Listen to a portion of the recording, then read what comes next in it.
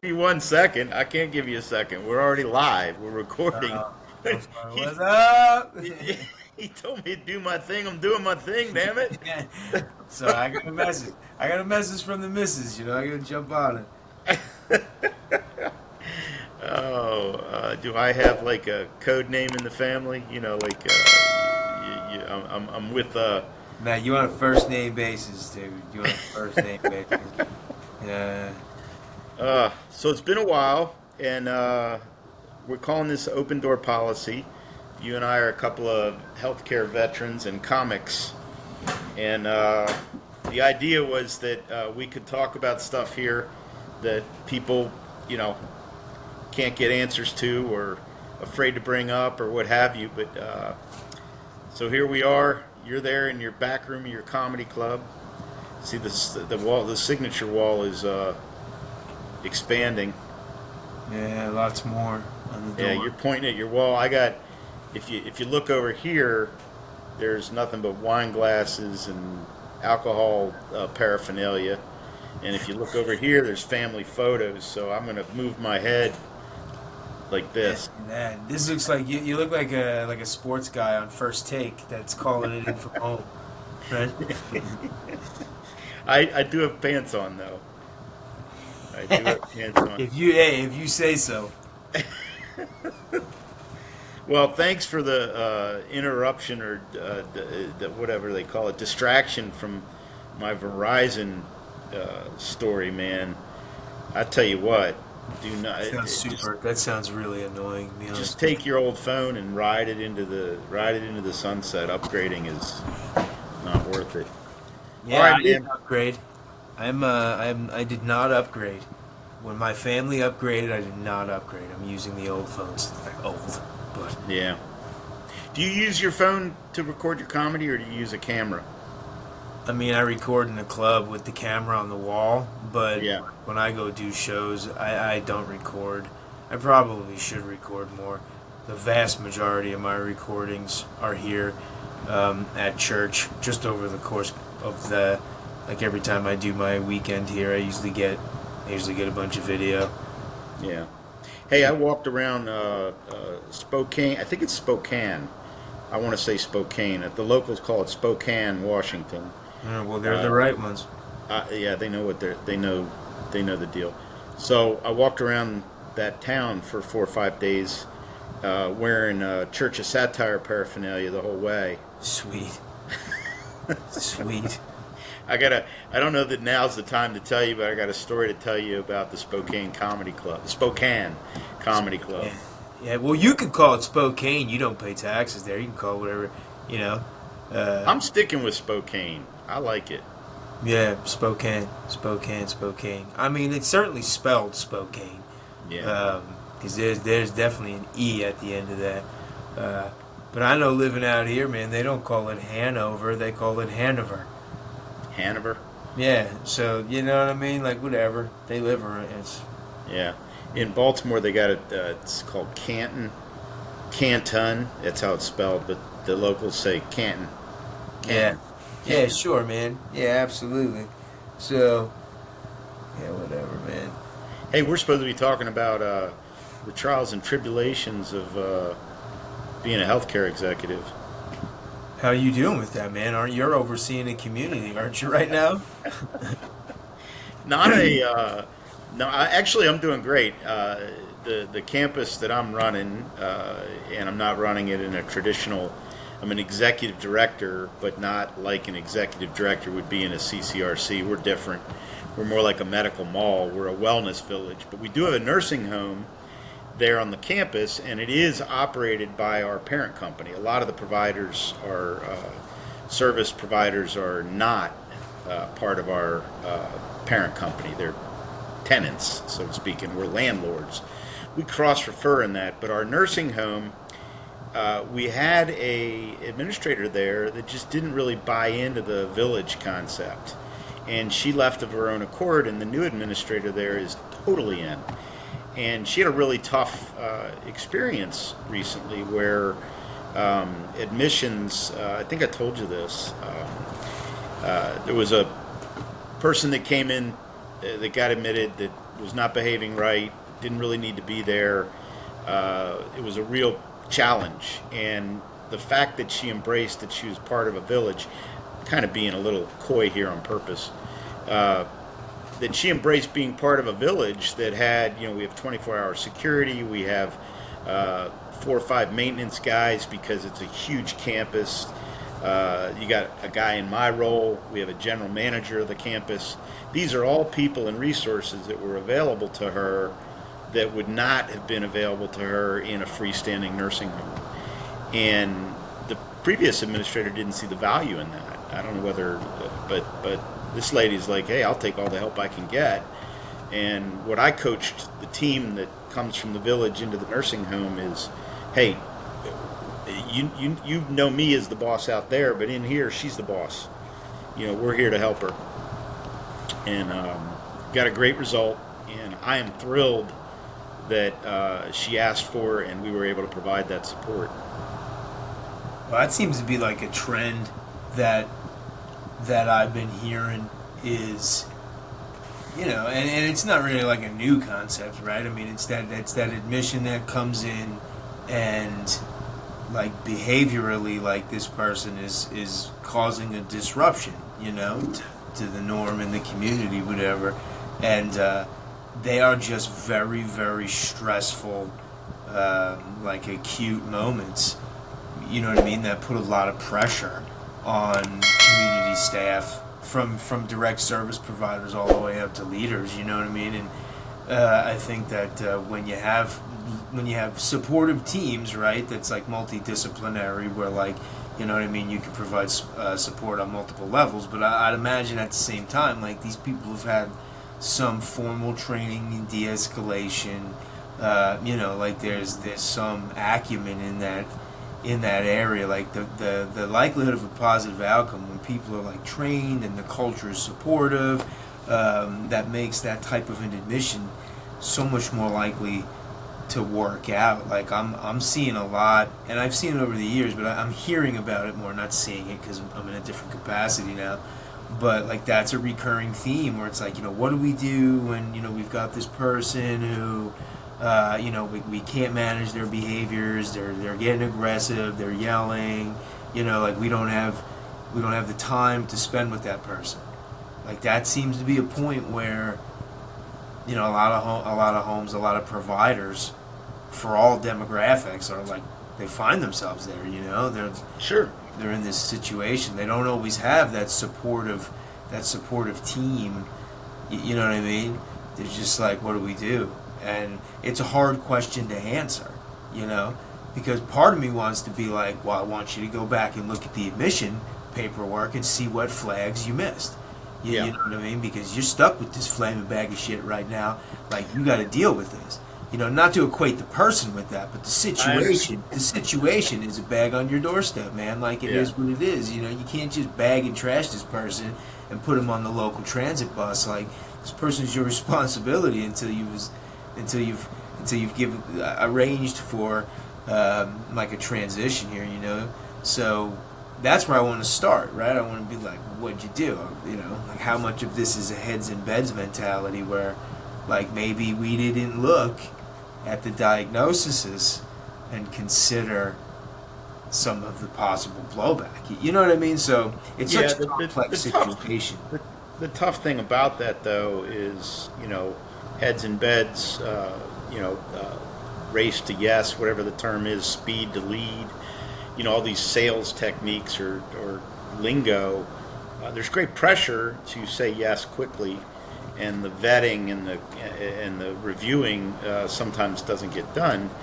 And you got to be careful, and I know you know this as the supreme being, the supreme leader, to go back to that person with a whole lot of finger pointing or why, when you're the first person that's going to go to them if your census is low, or we can't talk out of both sides of our mouths. On one side of things, we create a system that is fast, and then when bad things happen, we want to go back and say, how come you didn't have a system that was thorough? and you need to be both, and you can't always be both. So yeah, well, I mean, that vetting process. I mean, I always like to think of it and talk about it as if it's like the same manner of behavioral interviewing that you would apply to incoming employee prospects. You know, where you'd put that person, you vet the hell out of that new employee, man. You run that employee through the ringer. But ultimately, you're going to sit with that person and be like, tell me about a time where you were put in a situation where somebody didn't want to take your directions, right? They refused, you know, like, how did you handle that situation? Or whatever, like, whatever behavioral interviewing technique you want to apply, or whatever question you want to ask. That's like a whole other conversation, I guess. But you could do the same thing when you're doing your intake with incoming resident population, too. You know what I mean? Like, oh, I see you coming from another personal care home. You know, why don't you tell me a little bit about what it was like living in a community living space, you know? Did you have a roommate? Yeah. What was it like living with a roommate? Oh, I hate people, you know, whatever, I don't know. You know? But I don't know that happens, dude. Like, I don't know that happens. And I get it, there's lots of pressure, dude. It's lots of competition. Yeah. You know, it depends on, I mean, from my experience, it depends on the setting. In the CCRC setting, where it's big dollars involved and it's a long process, it's just as hard for them to get onto the campus as it is for you to get them to come onto the campus. So there's a long process, and even then sometimes there's we need them mentality. But in a frontline skilled nursing facility that, you know, there's 3 others in town, you know, I don't know, I applaud it. I applaud the people that are really being able to take their time. And I applaud you if in your hiring process, despite all the staffing challenges there were, that you were still as committed to vetting people as we'd like to think we would be. The warm body syndrome is dangerous as all get out, but it's out there.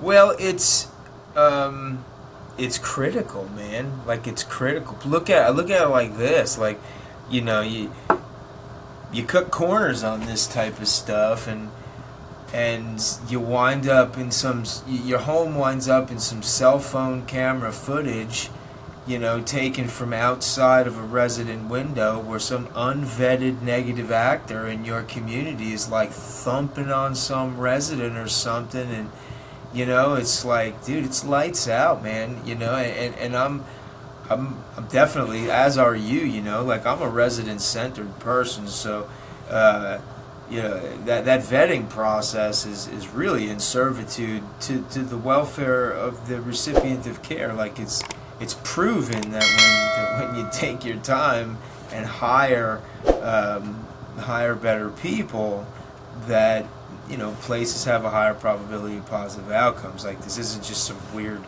math I'm working up on my head on the spot. Like, this is tried and true best practices, you know, and you just have to. I don't know. I mean, I listen, I was blessed. I worked for a company that had very strong policies and procedures and systems, you know. Like, obviously you have your own community, you apply your own personality to that community, but, you know, I had a really good infrastructure, right? But the infrastructure was based in common sense and adherence with compliance codes, with compliance with the code, you know, and those background checks were critical, you know. But that was only part of it, you know. Like, you had to put people in situations where, you know, and here we're like meandering into the abuse conversation, right? But it all comes from these, like, stressful situations, you know. But those behavioral interviewing is a big one. Like, putting people on the spot, you know, like letting them talk themselves out of situations. That's what's going to happen on the floor anyway. Well, again, I applaud you and everybody that is continuing to do that. I mean, background checks are, you know, they're clearly going to happen. They have to. But that behavioral interview, I know sometimes doesn't, and it's worth it. To take the time, and I think that if you do enough of those things consistently, you'll start attracting the kind of people you want, and the people that, you know, aren't going to work within those parameters won't even bother to come in to try and be a part of your community.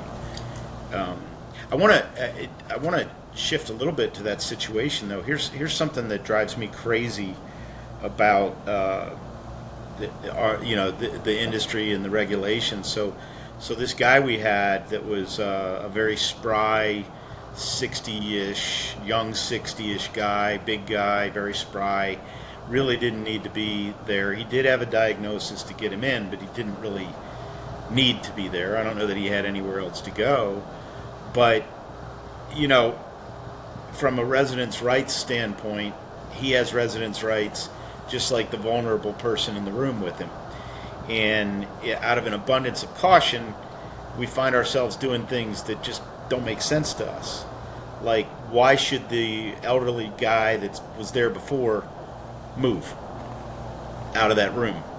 Well, because you can't force the nefarious dude to move out of that room. You need compliance. You need, and it just, I would find myself and hear myself listening to direction, advice, or decisions that just, like, you wouldn't run your household that way. And those decisions are really tough.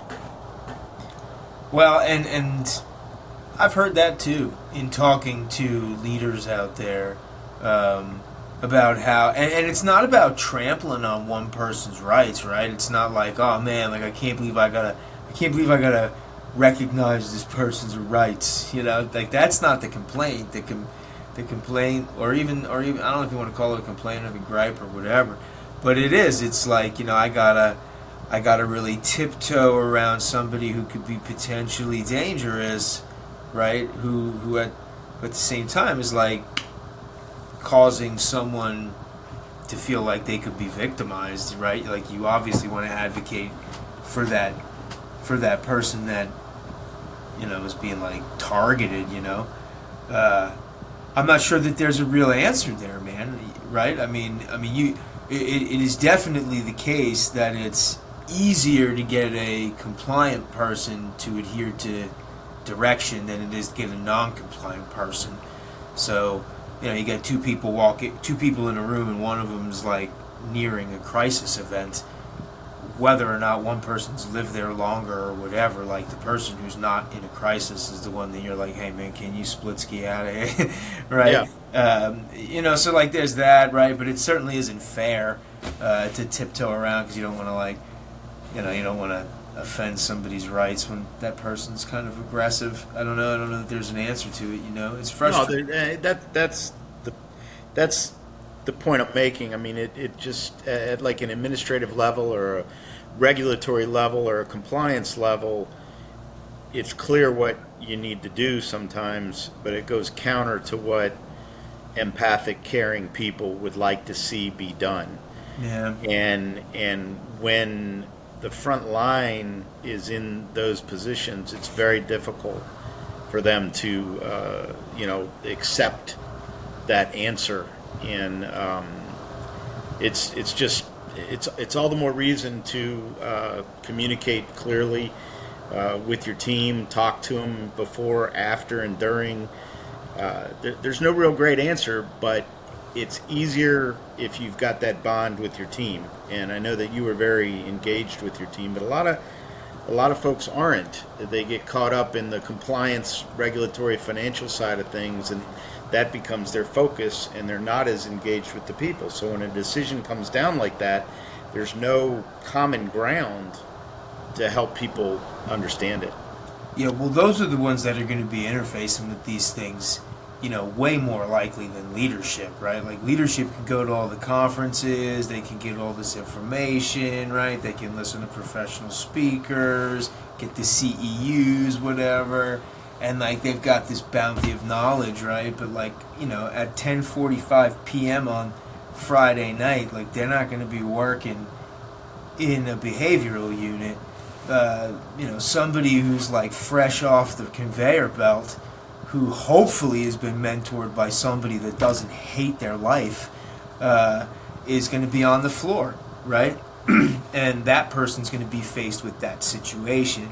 And to what degree is that person able to think under duress, Because there's definitely ways you can handle this while, like, still being in compliance with with one person's rights, while at the same time, like, advocating for the person who is currently at the source of, like, an acute safety risk. Like, there is no justification for not rendering, like, emergency attention to somebody that's at risk, right? So, like, there's ways that you can serve, but you're right, you got to get together with your team and you got to talk this stuff out. Like, and I don't know, man, like, I did the job. I think that's why I was able to have those types of, like, line level discussions, you know what I mean? Like, I don't know, I was a grunt in a behavioral environment, so you got to communicate, I guess. So for me, it was easy. I'd rather work with them than sit behind a stupid desk, sure. looking at, like, Excel spreadsheets. Like, oh my God, what a nightmare. Oh, you kill me, man. You're so candid. Yo, let's talk about Spokane. Okay. Like, what was up? I know you were we were talking about how this was going to be, like, you were going in as a comic, Yeah. right? Like, but this was a healthcare conference. Right. Yeah, this is crazy, man. Like, this is a concept that, like, a lot of people listening would be like, why am I so excited to hear this? Because this is not easy. Like, this is not easy. Well, I can tell you, it wasn't as easy as I thought it would be. Just be very candid. I mean, you know, my big run as in the speaking world within healthcare pre-COVID, I mean, it was fantastic. But I always felt like, so I'm a humor-based speaker. Like, what I say is funny, but not stand-up comedy level. And people would hire me because I was funny. There's an old saying, like, you know, the mind can absorb whatever the behind can endure. And I used to say, well, I'll make your butt happy. So people would laugh and they'd stay engaged. But I always felt this, like, okay, now I have to prove that what I just said was academic in some way, or research based, or something like that. And I didn't like it, because I wanted to be able to share these things kind of more naturally and instinctively, and kind of have my lived experience and resume be the proof in the pudding. So congratulations to Washington Healthcare Association. They saw that and bought into that idea. And so I go in, of course it's at 8 a.m., the second day of the conference. The way they did this, because there's travel involved, people came in the afternoon of day one, so they had like a 2 p.m. to 6 p.m. session. And then, of course, because, you know, they're all, you know, they got their hall pass, they're not going home that night, they're not putting their kids to bed or getting them up for school or commuting, they're just waking up in the hotel, they're all out late at night. And so then the next morning at 8 a.m. they got me trying to do comedy. You were the Bloody Mary. You were the Bloody Mary portion of the conference. Exactly. So I go out there and everything's going great. I'm in my element. I'm enjoying it. I'm getting far more laughs than you would expect at 8 a.m. And then all of a sudden it hit me, like, all right, do these people know why I'm telling these jokes? Well, first they were like scared to laugh. You know, I had to break that, and and then it's like, do they understand why saying these things? I mean, I have jokes that I do. My whole act is about a man of a certain age, my age, 55 plus, the changes in life, what's my future, what's my past, what's my relationship with other people like. I mean, it's a very organic act, and that's why I'm enjoying comedy much more this time than I did 30 years ago when I was trying to be, relevant or existential or what have you. So I fell back into the old mode. I'm like, okay, they laughed at that. Now I gotta prove that wasn't just funny. There was something behind it. So I got myself caught between being a comic and being a speaker, and I don't know. It went well, but I feel like I missed making the points. I got laughs, but I feel like I missed making some of the points of why we were laughing. The general thing is, humor is a healthy understanding of moments others recognize or reject. And the fact that we were laughing together was because we had a shared experience and a shared knowledge, and we come together as a people through that laughter. But there were bigger points I wanted to make, and I got stuck in my old thing of, okay, I got to make these points, and then I came away feeling like I didn't. I mean, from a performance standpoint, the hour went fine.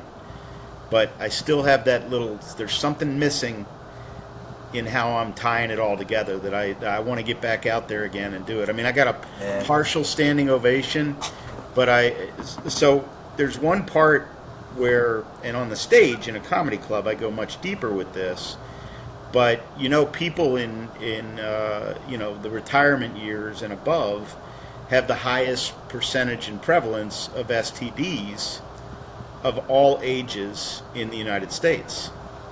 And I mean, there's a lot of reasons for that. They don't have to worry about pregnancy. You've got medication that allows them to be more active. And then let's talk about congregate living. I mean, you and I were joking about this a little bit before. But the point that I was trying to make by that was not that, hey, people in nursing homes have STDs, or old people are still sexually active, or, Viagra's a hell of a drug. I wasn't trying to make any of those points. The point that I was trying to make is that when you step into that caregiver mode of taking care of someone you love, or a career, you're going to find yourself in situations and circumstances that you cannot control. You can only manage or survive, and if there's flaws in your systems, look at them. But just because STDs are occurring in this age group isn't an invitation for you to feel guilty about it. Do you see the point I'm trying to make? Yeah, dude, I hear you. I mean, it's human nature. It's congregate living. The joke I made was that if we're going to beat ourselves up about that and have a zero tolerance expectation in what should be a common sense world, the only way we can have zero tolerance on sexual activity is if they give us the restraints back, and nobody's moving around the building. No, dude, you can't. I don't know that I made that point. Yeah, this is another situation. Like, frankly, when I was an administrator of a care home, I found the sexual relationships, particularly with individuals like with dementia, to be very difficult to navigate. Right? Oh, absolutely. They were very challenging, but it was the ones where there was no dementia. Like, these were two consenting adults, and people would just imprint their morality on the situation, And I remember, I used to talk about this during orientation. I would be like, listen, I'm not here to make any enemies, but last time I checked, there's no law against running around on your wife. And just because you don't like it doesn't mean that you've got some right to interfere because, of your position on the matter, And especially the younger folks, when they would come in, they would just operate under the assumption that people over 65 didn't have sex anymore, right? And I found that to be just so absurd, And we used to talk about it. I used to tell them, I used to say, "Granny gets down." That's what I used to tell them in orientation. I used to say, "Granny gets down." So, one of the jokes I talk about is that at my age, sex is still part of my life, but not as much a part of my life as it was before. It's not. I mean, it's always on my mind, but it's not always on the itinerary. It's a less often thing. I'm less driven by it. Yada yada yada. And as I'm telling these jokes, everybody's laughing. It's kind of an ageism thing. You get older, and but they're still having sex. And they're getting STDs. So we're laughing because old people don't have sex, but we have prima facie evidence that old people do have sex. Yeah. And it's just this juxtaposition of expectation versus reality. And at 8 a.m. at a healthcare conference, it might have been a little bit much for some of the people in the room. But I had several other people come up and say, "Man, that I'm really glad you said that." Because, by the way, per regulation, if two consenting adults come to you and ask for an area where they can have relations, you have to provide that. Take my office. So I mean, we have a regulation that says we have to provide space and privacy for people to have sex, but we have this taking care of people and nothing bad can happen to people side of us that's like, oh, somebody got an STD, so I should feel bad because they had sex. You know, we get these are human issues, and they don't change just because you're in a nursing home or a care facility. Yeah, dude, I Humans definitely are still humans, and in fact, congregate living is the last place where you might expect to be able to control these behaviors. Oh my gosh, yeah, you're not going to see me get worked up over two consenting adults having sex.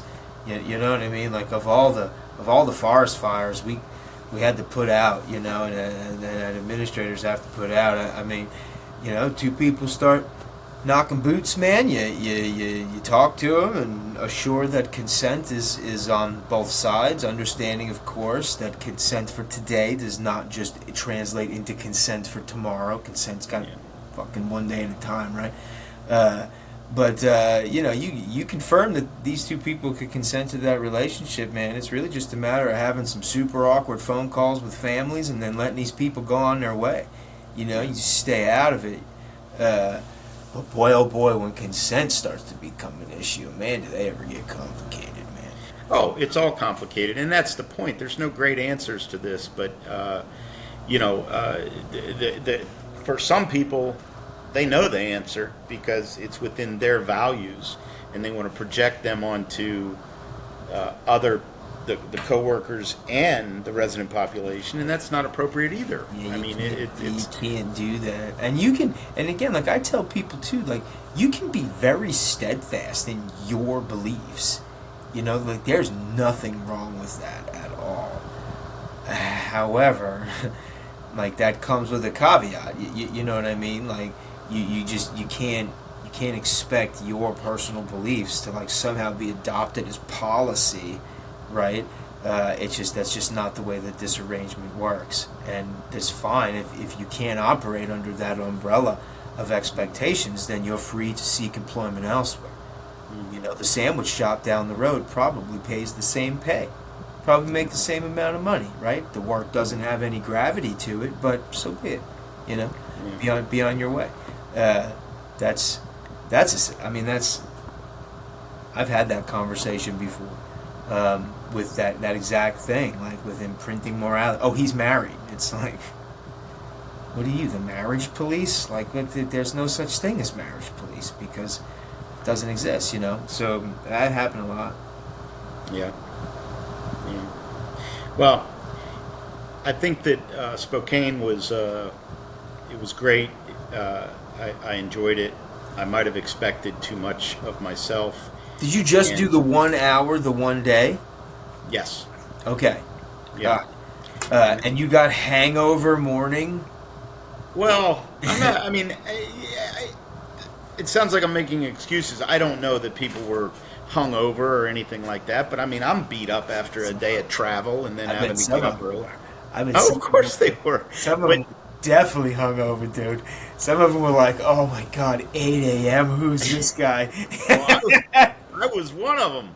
I wasn't hungover, but I was like, you know, we had been there for a couple of days, and with the time difference, you know, the 3-hour time difference. Yeah. So 8 a.m. their time is 11 a.m. for me, but still, I had acclimated. I've been there for a couple of days. My wife and I were getting a lot of exercise, going for hikes and bike riding, and dude, early. It was tough, man, getting up and getting down there and ready to go. And but it was great. Get them laughing, though. Good for you, man. Like, way to kick the day off. I bet, dude, I mean, I know you, man. I bet that you were great. And if you come away from it being like, you know, there's just something missing, you know, that just means you're going to retool it.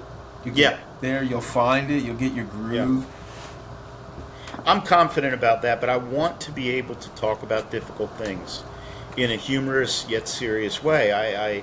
I'm really trying to navigate a narrow path that I mean, you know, why do it if it's easy? Yeah, nah, that's lame. Well, and I think it's so easy to have these types of humorous conversations, like at work. Like, you know, you're with, like, I remember, like, as when I was the administrator, like, I had a handful of the managers where, like, I was tight with them, you know, like, we would sit around and we would have, like, meaningful conversations and we would be laughing. You know what I'm saying? Like, there's certainly a way, and I think part of the issue is that, like, when you remove people from the natural habitat and you put them in conferences, it's a little harder to, like, make the necessary connection to be the glue to that conversation, because when you have tough conversations, you know, sometimes it's hard to make them have some levity in them, you know. I'm committed to the space, as they say. I wanna hone it a little bit more. I've got a book that's kicking around in my head that is all but published to kind of do the cleanup work afterwards. You know, that can drill down on some of the specific things that you could sell that as merch. Yeah, but I mean, more than anything, I want it to be a validating piece. I mean, listen, people enjoyed themselves, but I guarantee there were some people in there that are saying to themselves that, you know, this is not appropriate because and you know, because they're of that mindset that man's married, so what's happening can't happen. They weren't. Well, sorry, folks, but you're wrong. If that's what you think, like, yeah, you know, that's I it. did say that. I said, "Can we talk about this?" And then I said, "Well, we better talk about this. Got the highest rated STDs in the country." Folks who are listening, if you are listening, you're not wrong for believing that guy shouldn't be doing that because he's married. You're entitled to it, but you are 100% wrong for influencing the situation so that man can't operate independently of your moral standards. That's like, I'm not even of that high moral character, and I know that is not okay. You know what I'm saying? Like, I'm not a bottom feeder, but even I know you can't do that. Like, for crying out loud. You got the forsaking all others in your... Oh, my gosh. What is the weather like on that high horse, dude? Get off it. Give me a break. You know? Like, if you really want the person to stay away from the person, then rather than be like, oh, you can't do that, why don't you track his behavior and find out that you know that he goes there before lunch, and then redirect him after morning activity, so that that way you don't have to subjugate or go around people's rights. If you think it's an issue of safety or anything, like, that's how you do it. Like, this nonsense, you know? Well, I mean, you were taking me pretty literally there, but yeah, I mean, that's, I'm sure, but the flip side of it is, if you go in there and you go to these conferences and you're super serious and you're super, here's the regulation, here's the statistics, here's this, here's that, people are going to turn off from that and be like, oh God, I came all the way from across the state for this. You know, I'm worrying about my kids getting to school on time to listen to this. Yeah. You know. Well, yeah, you don't want to be something that could have been covered in an email. Exactly. And I think that all things considered, if I'm going to, you know, reverse engineer the day, my performance, so to speak, I probably would have liked to have been even more, I don't know what the word is, not theatrical. I would have liked to have been more confident. I think the fact that I got into a little bit of am I a speaker, am I a comic, do I have to make this academic point, or can the fact that it's humorous just be enough? I feel like I let people see that lack of confidence that I had. Dude, I think it's super hard what you did. Like, I did a keynote one time, it was years ago, and like, I put comedian in my bio, and like, dude, I regret even putting it in my bio, because like I was pumped as a comedian, and I was like, I just did my thing. Like I just talked in the manner that I'm talking now, I guess. But the fact that comedian was in there, like, man, I guess they were expecting something else, right? So like, I was like, I crack jokes, but I always crack jokes. Like I don't take anything serious. I believe in this shit, but I'm not like super serious about anything. So I did my thing, whatever, but man, the feedback I got from like a couple people. One person was like, this person, he should quit comedy and speaking. I was like, yikes, dude. Like, Jesus. Well, then maybe I should be a little bit more confident. I mean, I know it was a good hour. It was, I wanted it to be more impactful than, I mean, it might have been. I had a good 30 people over the course of the next 2 days come up to me and say how they really enjoyed it. It's a great way to start the conference, but I think next time I do it, I'll like I would literally do like 5 minutes as a comic and get some laughter, and then I'd say, now the reason I told you that. And then I'd go back into comedy mode and say, now I told you that because of this. And it was interesting, but it sounds interesting. It does. It sounds really like intimidating to me to like go in there. But I see what you're saying, right? Like in order to market yourself, like you do got to kind of come in there. Like, listen, I'm going to be coming at this from a different prism. I'm coming at this from a comedian standpoint, from a booker standpoint. They immediately see you as like, oh, this person's entertaining. Well, the first thing I did was I was up on this stage with bad lighting, and they had a bunch of extra tables there because they were doing lunch and breakfast in the same room, and they wanted people to be able to spread out. So like the first 30 feet from the stage, it was just empty tables.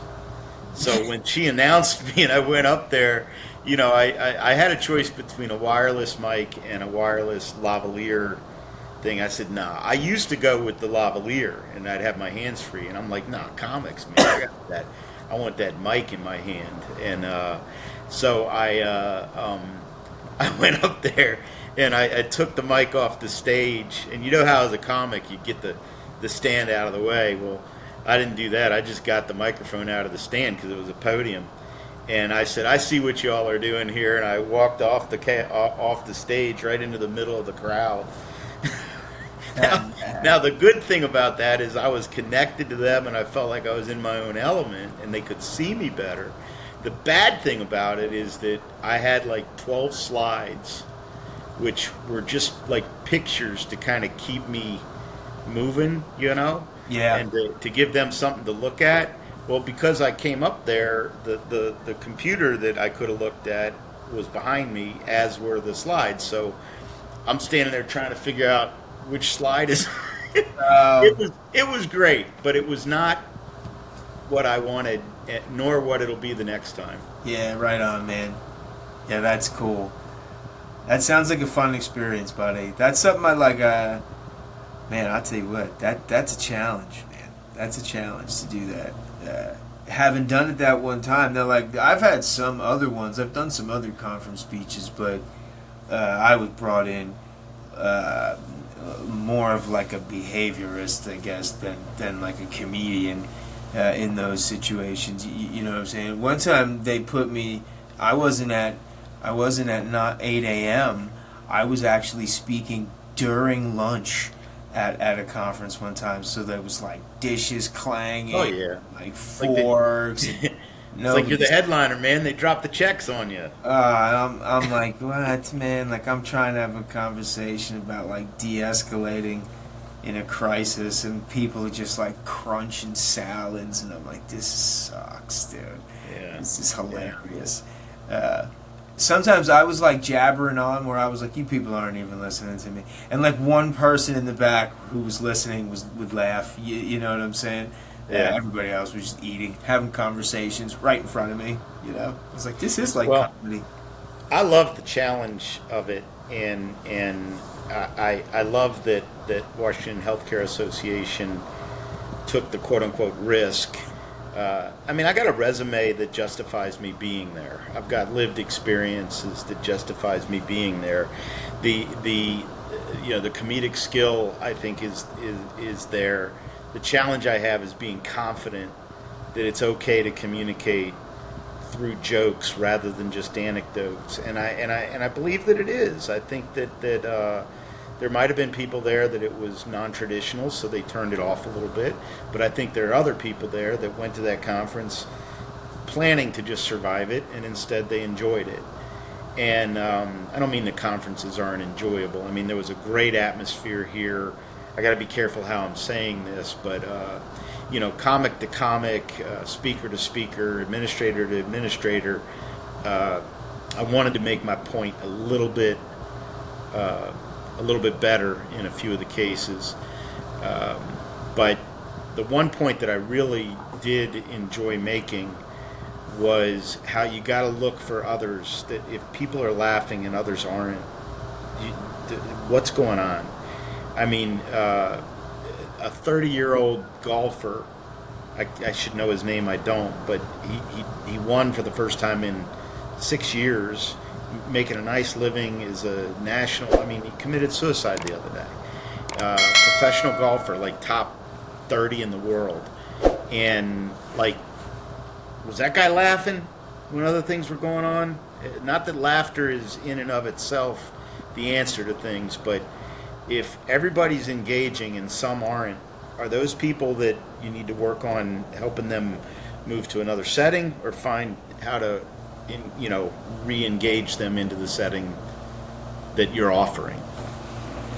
Yeah, observant team members, man. Like, you got to be able to spot the difference, spot the variations in the norms, so you can render aid early on, right? Like, Lon usually comes out for this stuff. I haven't seen him, like, you know what? Matter of fact, I ain't seen Lon come out in like 2-3 days, It's like, dude, if you got a team of people who, like, they don't pay attention to stuff like that, like 2-3 days becomes like 7 to 10 days, man. And that's a totally different situation, right? I mean, if theoretical Lon living in the home has like has a depression diagnosis or something, right? Or this is like an emergency, Yes. like a behavioral change like that. So, you're right. The importance of being able to spot the difference and pick out variations, like that's a skill that your teams are going to benefit from. So the people in your care are going to benefit from it too, definitely. I'm sure people, man, I'm sure that, and I know, like, I understand you got to tread lightly and stuff, but I don't. And conferences by and large, like, I've been to a ton of them, man, like, they're lacking. And what they're lacking in is they're lacking in perspectives that reflect what we experience on the job.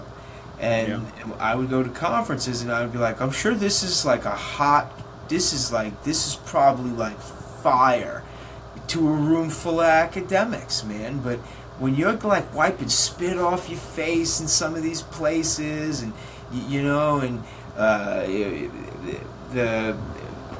that doesn't resonate as much, right? Like that package doesn't go back to the front lines with as much meaning. If it's just so detached, and I'm sure that when they sat through your session, like they felt that you were connected to that, like, real, like, the fundamentals of the industry, which is providing care. I guarantee they felt it, and I guarantee that they maybe got a couple other speakers like that. I'm sure that this conference, I mean, you speak highly of the conference, I'm sure it's good.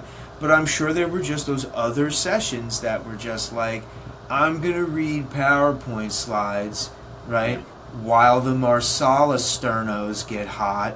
So, I'm going to eat time before lunch. Like, they are what they are. And I'm sure that your thing resonated with them. I'm certain of it. I've sat in conferences and got more work done than I've got sitting in my office. That's how much I'm paying attention sometimes. Yeah. But you take somebody like Teepa Snow. You know who Teepa Snow is? Oh, yeah, I know her personally. So I saw Tipa speak at a conference one time, and like you can't take your eyes off of the person. Yeah. And the thing that you connect with Tipa with, which I think it's dynamite that you know her personally. I think when you take somebody like that, it's like you don't, like, yeah, she's quirky and like she's a little wild, but like you listen, you connect with the fact that like, hey, she's done the work I've done. Like if I listen to this person, I'm gonna have like a leg up at work when I go back to work. That those are the folks that resonate. So, you know, kudos to you, man. I like to think I can do that, but man, I don't get nervous, and when I do get nervous, I usually enjoy it. But man, that seems stressful giving a conference speech, because if you say you're a comedian, they're like, all right, man, let's go. Where's the yucks? Well, it's funny, that wasn't the problem. I got them to laugh, even though it was 8 a.m. You know, I started to internally feel like, okay, what is the point of this laugh? I feel like I got to make that, and maybe I'm not giving them enough credit. Maybe it was more obvious to them why I was doing it. But one piece I didn't do, and we talked about it, I've had these introductions where you give your resume because you got to give a little validation of why they're going to hire you, right? And then they take your resume and they write a bio that seems like it drones on for 5 minutes, and like you're a Nobel laureate or something by the time you get up there. And I'm like, man, I don't want all this. I'm just I'm just like you. I'm nothing special. I mean, I might have a gift of gab and a perspective to share, but so I didn't want any of that. So like she played it straight. She introduced me as one of Baltimore's funniest young comedians from 1984, and let me go up there. And I never told them, I mean, I did talk about being a nurse, but I never told them that I've worked in CCRCs, that I've been a vice president in acute care hospitals, that I've done. I never told them anything about me. I just started telling jokes. Oh my gosh, dude, that's crazy. Well, you know, it was good, but it wasn't great. But the next time I do it, it's going to be great. Yeah, when's the next one? I haven't even pursued any. I'm going to lick my wounds with some other things I got going on. But there's rhythms to this. There's spring and fall, so it was the only request for proposal I put in. I got it. So now you got the fall. So I got to figure out where I want to try and go, and I want to put myself out there, and hopefully Pala will be one of them. Yeah, dude. I'll go. Pala's in Lancaster, man. I'll just go. I'll crash that thing. I'll just put on a shirt and tie. I'll just go. Look at me. Now they're going to know. I'm going to walk around with a mop bucket, and I'll go. And I'll come in, and I'll watch you work, dude. Well, I'll tell you what I think would be great is, staffing, census, whatever you want to throw on the table, regulation, whatever your bug is that's just getting under your craw. I would like to have like a breakout session where people come in there and they write it down on a piece of paper, they crunkle it up, and they throw it in a bucket. And then we pull out of the bucket, okay, staffing. All right, who wrote this? Do you want to be the subject of that? So, and then we take staffing and we write a joke about it, right? It has to be appropriate, it has to be clean, but we write a joke about it. Try and put a humorous twist on it, and then maybe have an open mic at the end of the conference where these people perform their own joke. Dude, I think it would be genius. I think it's a great idea. And it sounds like a conference like the one you just went to that's like proven that they're like willing to go out on a limb and bring in somebody that's maybe a little unconventional. Like that's the type of conference that is they're going to double down, and be like, let's make this even better. So, that I love that idea. When you first even talked about that idea, that's such a great idea. And people at conferences would have a fun time with that, I think. sometimes breakout sessions can be really fun. They can be like the highlight of the conference for a lot of folks, you know. You know what, man? Like, here I am. Like, I don't want to bag on conferences, you know. Like, I've had some good experiences at conference, man. I've seen Teepa at a conference, man. It was amazing. But I've also, like, managed my fantasy football team for the duration of an entire conference, too. So, you know, I think that there's, you know, a medium here. I think that the value in them, I went to the NCOA, National Council on Aging Conference, for these grants that I'm managing, and the value of those conferences was immense because it wasn't so much about the rocket scientists that were speaking as much as it was the lived experiences of other people that are trying to do the same thing that I'm doing. I got a lot of validation, some creativity, some redirection, and you know that's valuable, and you can't get that no matter how hard you work sitting, you know, in your own environment where you're the king, or whatever you're doing, you're going to do the same thing tomorrow that you did yesterday and look for different results, or you're going to do the same thing and expect the same results. Both of those things are crazy. Yeah, dude. I mean, I know when I teach classes, and you know, there's like 15, 18 people on Zoom.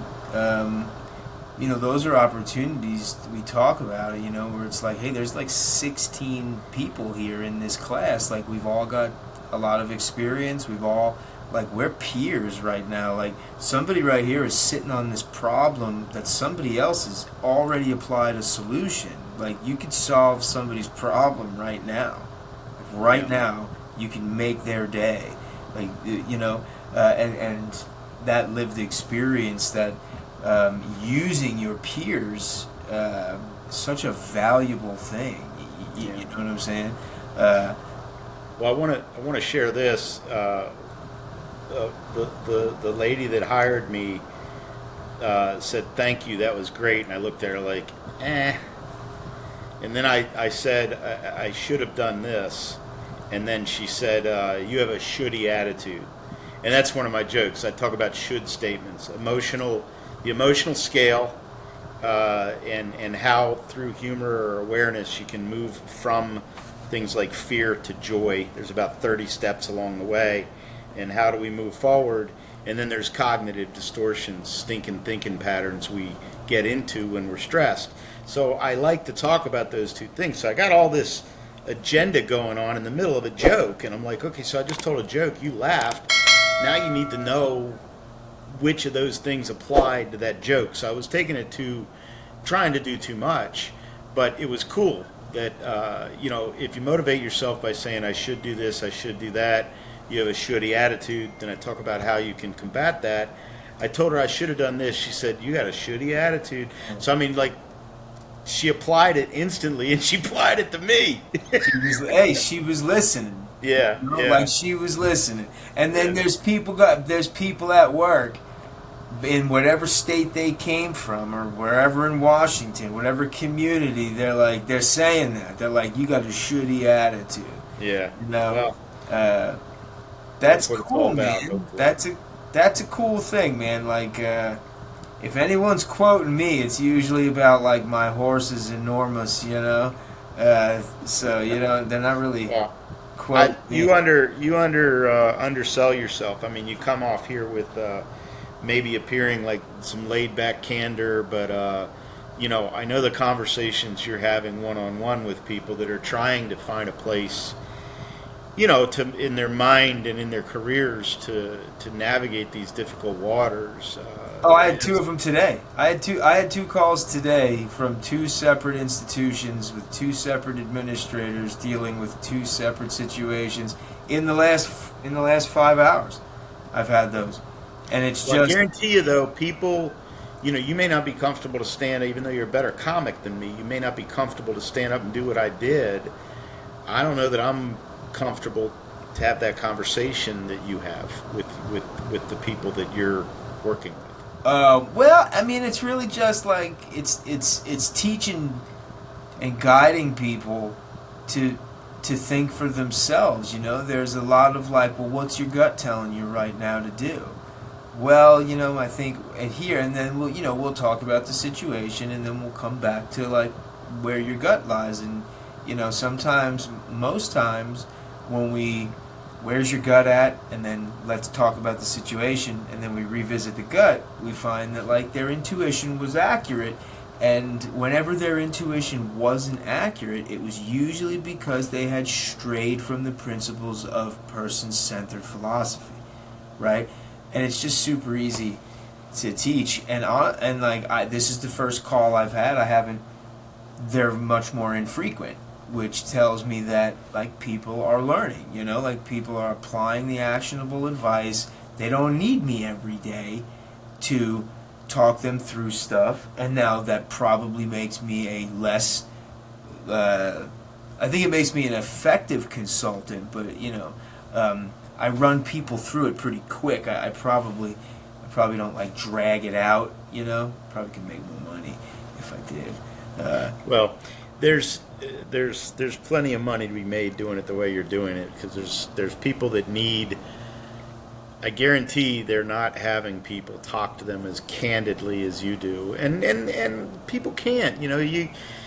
You're struggling running a community, and you go up to the grand poobah at the corporate office. I mean, they can't let their hair down and shut the door and talk like you and I can talk to each other.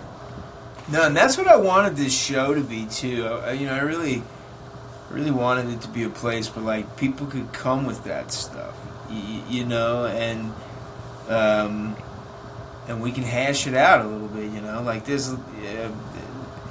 You're right, that there's people feeling this pressure, whatever, and like they can't run it up the flagpole sometimes because that'll just complicate the situations, Yeah. Well, let's. We're at an hour. We got to get these out into the world. See if anybody wants to have those conversations, and then figure out how to let them. And let's do it again, man. It was great to talk to you tonight.